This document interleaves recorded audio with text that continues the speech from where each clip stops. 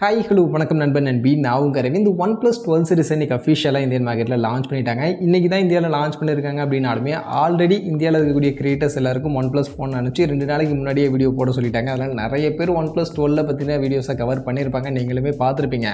அப்புறம் எதுக்கிட்ட இந்த வீடியோ அப்படின்னு நீங்கள் கேட்டிங்கன்னா, ஆக்சுவலி அந்த வீடியோஸ் எல்லாத்துலேயுமே OnePlus 12 மட்டும் தான் கவர் பண்ணியிருப்பாங்க. பட் இது கூட OnePlus 12R அப்படின்ற ஒரு ஸ்மார்ட் ஃபோனும் வந்திருக்கு, பட்ஜெட் செக்மெண்ட்டில் வந்திருக்கு. ஸோ அந்த வகையில் இந்த வீடியோவில் OnePlus 12 அண்ட் 12R ரெண்டுத்தை பற்றியும் பார்க்க போகிறோம். ரெண்டுத்துக்கும் என்ன தான் வித்தியாசமாக கொடுத்துருக்காங்க, என்ன பிரைஸ் செக்மெண்ட்டுக்கு எக்ஸாக்டாக ஸ்மார்ட் ஃபோன்ஸ் லான்ச் ஆயிருக்கு, அந்த பிரைஸ் செக்மெண்ட்டுக்கு OnePlus 12 அண்ட் 12R ரீசனபிளாக இருக்கா இல்லையா, அதை பற்றி எல்லாம் இந்த வீடியோவில் டிஸ்கஸ் பண்ணலாம் வாங்க.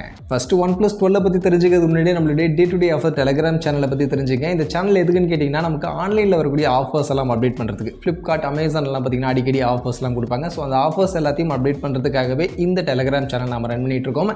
இந்த day to day offer Telegram சேனலில் எல்லா ஆஃபரையும் நான் அப்டேட் பண்ணுவோம். ஸோ அதனால் ஆஃபர்ஸை மிஸ் பண்ணக்கூடாதுன்னு நினச்சிங்கன்னா உடனே நம்மளுடைய day to day offer Telegram சேனலை வந்து ஜாயின் பண்ணிக்கங்க. இந்த டெலிகிராம் சேனலுக்கான லிங்க் இந்த வீடியோடைய டிஸ்கிரிப்ஷனில் இருக்குது. சரி, இப்போ வீடியோக்குள்ளே போயிடலாம். ஸோ இந்த OnePlus 12 சீரிஸில் நான் சொன்ன மாதிரி 2 ஸ்மார்ட் ஃபோன் இப்போ வந்திருக்கு, OnePlus 12 5G and 12R 5G. இதில் 12 5G பற்றி நிறைய பேர் ஆல்ரெடி கவர் பண்ணியிருப்பாங்க. ஸோ அதை பற்றி ஃபஸ்ட் நம்ம பார்த்துருவோம். ஆக்சுவலி OnePlus 12 5G இந்த ஸ்மார்ட் ஃபோன் எடுத்துக்கிட்டோம்னா OnePlus உடைய அவங்களுடைய ஃப்ளாக்ஷிப் ஹையர் அண்ட் செக்மெண்ட்டுக்கான ஸ்மார்ட் ஃபோன். ஸோ அதே மாதிரி தான் இங்கே டாப் ஃபீச்சர்ஸ் எல்லாத்தையுமே பேக் பண்ணி தான் இந்த ஸ்மார்ட் ஃபோன் கொடுத்துருக்காங்க. First of all colour option பார்க்கும்போது 2 கலர் ஆப்ஷன் கொடுத்துருக்காங்க, பிளாக் அண்ட் க்ரீன் அப்படின்ற கலர் ஆப்ஷன். இதில் பிளாக் பார்க்கும்போது அவங்களுடைய யூஸ்வலான லுக் அண்ட் லுக் டிசைன் எல்லாமே அவங்களுடைய ப்ரீவியஸ் OnePlus 11 சீரிஸ் மாதிரி தான் பண்ணியிருக்காங்க. பெருசாக டிசைன்லாம் எந்த வித்தியாசமும் பண்ணலை.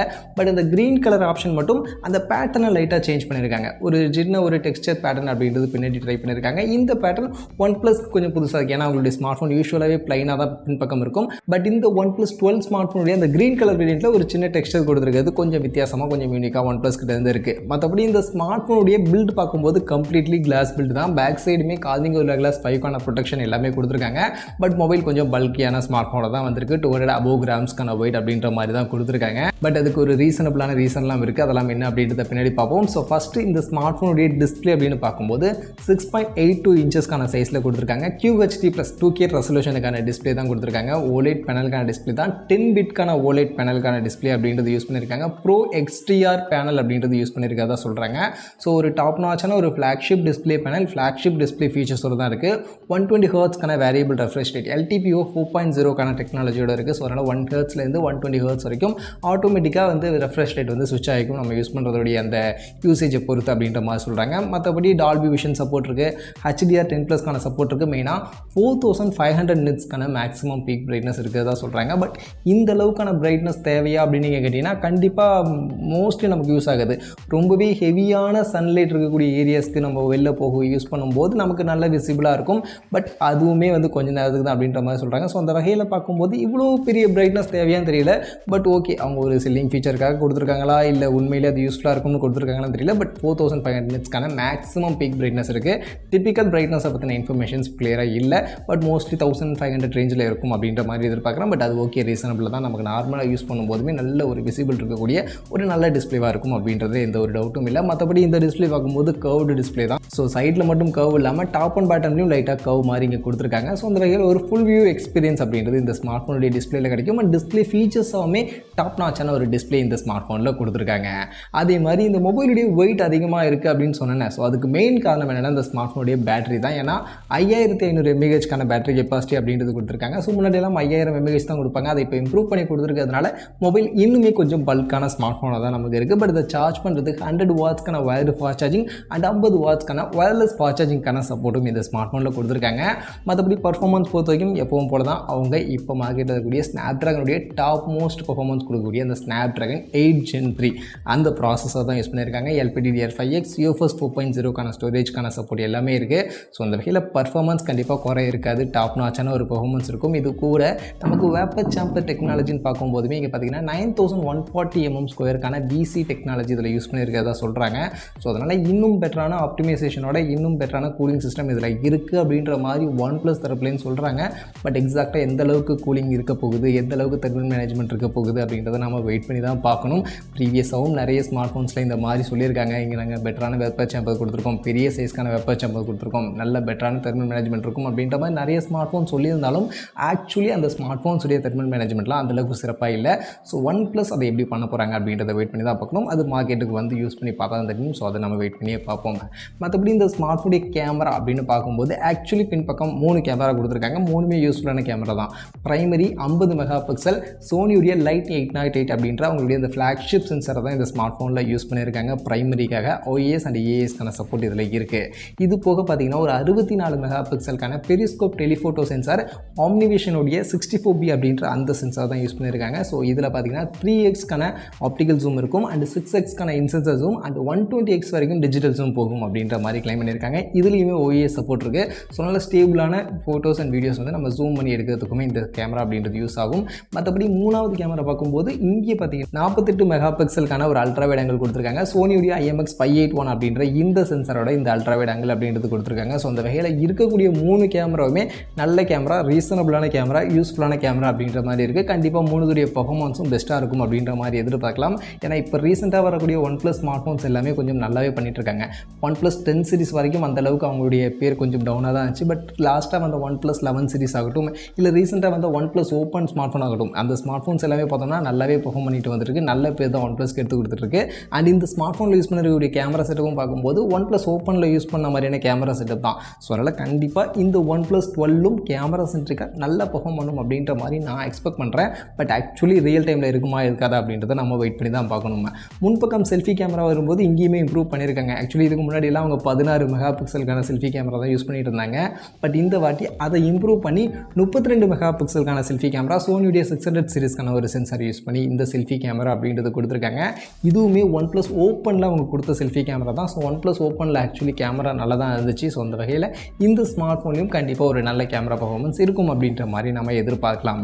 இது போக அதர் ஃபீச்சர்ஸாக பார்க்கும்போது in display finger print scanner இருக்குது, டியூவல் ஸ்பீக்கர் கொடுத்துருக்காங்க, NFC-க்கான சப்போர்ட் இருக்குது, IR பிளாஸ்டர் இருக்குது அண்ட் Android 14ஓட லான்ச் பண்ணியிருக்காங்க. ஸோ இதெல்லாம் எப்பவும் போல் இந்த ஸ்மார்ட் ஃபோன்லையும் இருக்குது. அண்ட் மொபைலில் IP ரேட்டிங்கை பற்றின இன்ஃபர்மேஷன்ஸ் ஆக்சுவலி கிளியராக இல்லை. மோஸ்ட்லி IP64 இருக்கும் அப்படின்ற மாதிரி தான் நான் எக்ஸ்பெக்ட் பண்ணுறேன். IP68 கண்டிப்பாக இந்த ஸ்மார்ட் ஃபோனில் இல்லை. பட் ஆனால் பார்த்தீங்கன்னா இந்த ரெயின் வாட்டர் டச் டெக்னாலஜி அப்படின்ற மாதிரி ஷவுமியில் கொடுத்துருந்தாங்களே, அந்த மழை தண்ணிலாம் டிஸ்பிளேல பட்டாலுமே நமக்கு டச் வந்து ப்ராப்பராக ஒர்க் ஆகும் அப்படின்ற மாதிரி. ஸோ அந்த விஷயம் வந்து இதுலேயும் கொடுத்துருக்காங்க. ஸோ அதனால் டிஸ்பிளேல உங்களுக்கு தண்ணி பட்டுருக்கு, தண்ணியில் இல்லை உங்கள் கை வந்து கொஞ்சம் வெட்டாக இருக்குது அப்படின்னா அப்போ டிஸ்பிளே யூஸ் பண்ணும்போதுமே உங்களுக்கு எந்த ஒரு ப்ராப்ளம் இல்லாமல் டச் பண்ணி நீங்கள் யூஸ் பண்ணலாம் அப்படின்ற மாதிரி சொல்கிறாங்க. ஸோ இதெல்லாம் தான் OnePlus 12 5G உடைய ஃபீச்சர்ஸாக இருக்குது. அண்ட் இந்த ஃபீச்சர்ஸ்க்கு அவங்க செட் பண்ணிருக்கக்கூடிய pricing base option 12GB RAM 256GB variant கொடுத்துருக்காங்க. இந்த வேரியண்ட்டுக்கு 64,999 65,000 அப்படின்ற மாதிரி ப்ரைஸிங் செட் பண்ணியிருக்காங்க. இது போக 16GB RAM 512GB ஸ்டோரேஜ் இருக்குது. இதுக்கு 70,000 அப்படின்ற மாதிரியான ப்ரைஸிங்கோட OnePlus 12 5G வந்திருக்கு. இதுவே OnePlus 12R 5G இந்த ஸ்மார்ட் ஃபோன் எடுத்துக்கிட்டிங்கன்னா ஆக்சுவலி OnePlus 12 5Gயில் இருக்கக்கூடிய சில ஃபீச்சர்ஸ் இதுலேயும் கொடுத்துருக்காங்க. அதில் மெயினாக லுக் பார்க்கும்போது கம்ப்ளீட்டாக OnePlus 12 5G எப்படி இருந்துச்சோ அதே மாதிரி தான் OnePlus 12R 5Gயும் இருக்குது. பட் என்ன அந்த க்ரீன் கலர் ஒரு வேரியன்ட் கொடுத்துருந்தாங்களா OnePlus 12 5Gயில், அது வந்து இந்த OnePlus 12Rல கிடையாது. அதுக்கு பதில் ஒரு ப்ளூ கலர் வேரியன்ட் கொடுத்துருக்காங்க. இந்த ப்ளூ கலர் வேரியண்ட்டும் பிளாக் கலர் மாதிரி ஒரு பிளைனான டிசைனோட தான் இருக்குது. மற்றபடி இந்த ஸ்மார்ட் ஃபோனும் பின்பக்கம் கிளாஸ் பேக் தான் அண்ட் காலிங்கோ லெக்லஸ் 5 ப்ரொடெக்ஷன் கொடுத்துருக்காங்க. இதுவுமே 200 above grams அப்படின்ற மாதிரியான வெயிட்டோட கொஞ்சம் பல்கியான ஸ்மார்ட் ஃபோனை தான் இருக்குது. மற்றபடி இந்த OnePlus 12R இந்த ஸ்மார்ட் ஃபோனுடைய டிஸ்பிளே பார்க்கும்போது இது OnePlus 12ல கொடுத்துருந்த மாதிரினா அதே டிஸ்பிளே ஃபீச்சர் தான். பட் டிஸ்பிளேயோட ரெசல்யூஷனை மட்டும் கம்மி பண்ணியிருக்காங்க. OnePlus 12 நமக்கு 2K ரெசல்யூஷன் இருந்ததா, இந்த 12 பார்க்கும்போது 1.5K ரெசல்யூஷனோட இந்த டிஸ்பிளே பேனல் கொடுத்துருக்காங்க. மற்றபடி ஃபீச்சர்ஸ் எல்லாமே ஆல்மோஸ்ட் நமக்கு OnePlus 12ல கொடுத்துருந்த மாதிரியான ஃபீச்சர்ஸ் எல்லாத்தையுமே கவர் பண்ணி தான் இந்த டிஸ்பிளே அப்படின்றது கொடுத்துருக்காங்க. இதுவும் ஒரு கர்வ்டு டிஸ்பிளேவாக தான் இருக்குது. அதே மாதிரி மொபைலுடைய பேட்டரி 5400 mAhக்கான பேட்டரி அண்ட் அதை சார்ஜ் பண்ண 100 வாட்ஸ்க்கான ஃபாஸ்ட் சார்ஜிங் சப்போர்ட் இருக்குது. வயர்டு ஃபாஸ்ட் சார்ஜிங்கான சப்போர்ட் மட்டும் தான் OnePlus 12Rல இருக்குது. வயர்லெஸ் ஃபாஸ்ட் சார்ஜிங்கான சப்போர்ட் இந்த OnePlus 12Rல கிடையாது. அதே மாதிரி பர்ஃபார்மன்ஸுக்கு ஒரு சின்னதாக டவுன் பண்ணியிருக்காங்க. Snapdragon 8 Gen 2 அப்படின்ற இந்த ப்ராசஸர் யூஸ் பண்ணியிருக்காங்க. பட் இதுவுமே ஒரு நல்ல பர்ஃபார்மன்ஸ் கொடுக்கக்கூடிய ப்ராசஸர் தான். LPDDR5க்கான RAM டைப், UFS 4.0க்கான ஸ்டோரேஜ் இருக்குது. பட் UFS 4.0க்கான ஸ்டோரேஜ் பார்க்கும்போது 512GB ஸ்டோரேஜ் ஆப்ஷன் இருக்கக்கூடிய அந்த வேரியண்ட்டில் தான் UFS 4.0க்கான சப்போர்ட் இருக்கிறதா சொல்கிறாங்க. மற்றபடி இந்த 256GB ஸ்டோரேஜ் இருக்கக்கூடிய அந்த ஆப்ஷன்லாம் UFS 3.1க்கான சப்போர்ட் தான் இருக்கும் அப்படின்ற மாதிரி சொல்லியிருக்காங்க. பட் ரெண்டுத்துலேயுமே UFS 4.0 கொடுத்துருக்கலாம்னு நினைக்கிறேன். அதே மாதிரி இதில் கேமரா பார்க்கும்போது டவுன் பண்ணியிருக்காங்க. இங்கேயும் பின்பக்கம் 3 கேமரா தான் கொடுத்துருக்காங்க. பிரைமரி 50 மெகா பிக்சலுக்கான சோனி IMX890 அப்படின்ற சென்சார் கொடுத்துருக்காங்க. ஸோ ப்ரீவியஸாக OnePlus 11Rல யூஸ் பண்ணியிருந்த அதே சென்சார் தான் இங்கே பிரைமரி யூஸ் பண்ணியிருக்காங்க. இது போக ஒரு 8 mega pixel ultrawide, 2 mega pixel macro அப்படின்ற மாதிரியான 3 கேமரா இங்கே பின்பக்கம் இருக்குது. முன்பக்கம் இங்கே 16 மெகா பிக்சல் செல்ஃபி தான். ஸோ OnePlus 12ல 32 கொடுத்துருந்தாங்க. பட் இங்கே யூஸ்வலான 16 மெகா பிக்சலுக்கான செல்ஃபி கேமரா தான் கொடுத்துருக்காங்க. இது போக in display finger print scanner, dual speaker, NFC support மற்ற விஷயங்கள் எல்லாமே OnePlus 12ல கொடுத்துருந்த மாதிரி இதுலேயும் கொடுத்துருக்காங்க. பட் இந்த ஸ்மார்ட் ஃபோனுடைய ப்ரைஸிங் பார்க்கும்போது OnePlus 11R லான்ச் பண்ணியிருந்த அதே செக்மெண்ட்டுக்கு தான் கொடுத்துருக்காங்க. ஆக்சுவலி இங்கே பார்த்தீங்கன்னா 8GB 128GB அப்படின்ற வேரியன்ட் பார்க்கும்போது 40,000 அப்படின்ற மாதிரியான ப்ரைஸிங் செட் பண்ணியிருக்காங்க. இது போக 16GB RAM 512GB storage option பார்க்கும்போது 46,000 அப்படின்ற மாதிரியான ப்ரைஸிங்கோட OnePlus 12R அப்படின்ற ஸ்மார்ட் ஃபோனையும் லான்ச் பண்ணியிருக்காங்க. ஸோ அந்த வகையில் ஓவரால் OnePlus 12, OnePlus 12R ரெண்டு ஸ்மார்ட் ஃபோனும் வச்சு பார்க்கும்போது ஆக்சுவலி ப்ரீவியஸாக OnePlus 11 சீரிஸ் அவங்க லான்ச் பண்ணப்போ ஓகேப்பா அந்த ப்ரைஸிங்க்கு ரீசனபிளான ஃபீச்சர்ஸ் இருக்குல்ல அப்படின்ற மாதிரியான ஒரு ஃபீல் நம்ம கொடுத்ததில்ல. அதே மாதிரி தான் இந்த OnePlus 12 சீரிஸுடைய இந்த ஸ்பெசிஃபிகேஷன் அவங்க செட் பண்ணிருக்கக்கூடிய ப்ரைஸிங் பார்க்கும்போது பரவாயில்ல, ரீசனபிளாக இருக்குது, கண்டிப்பாக இந்த செக்மெண்ட்டுக்கு ஓகே தான் அப்படின்ற மாதிரி தோணுது.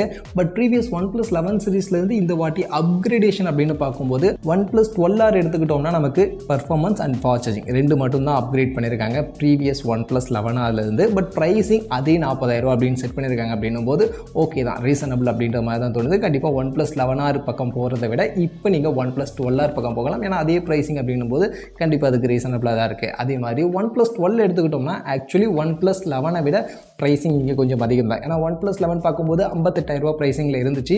பட் இப்போ OnePlus 12R பார்க்கும்போது நமக்கு 65,000 கிட்ட ப்ரைஸிங்கில் போயிருக்கு. பட் ரேம் அண்ட் ஸ்டோரேஜ் ஆப்ஷனை இன்க்ரீஸ் பண்ணியிருக்காங்க. 12GB RAM இருக்குது, அங்கே வந்து 8GB RAM தான் நமக்கு பேஸ் ஆப்ஷனாக OnePlus 11 கொடுத்துருந்தாங்க. ஸோ அதனால் ப்ரைஸிங் இன்க்ரீஸ் பண்ணியிருக்காங்க. அஃப்கோர்ஸ் ஸ்பெசிஃபிகேஷன்ஸும் நமக்கு நிறைய ஸ்பெசிஃபிகேஷன் OnePlus 11லேருந்து இம்ப்ரூவ் ஆகிருக்கிறதா சொல்கிறாங்க.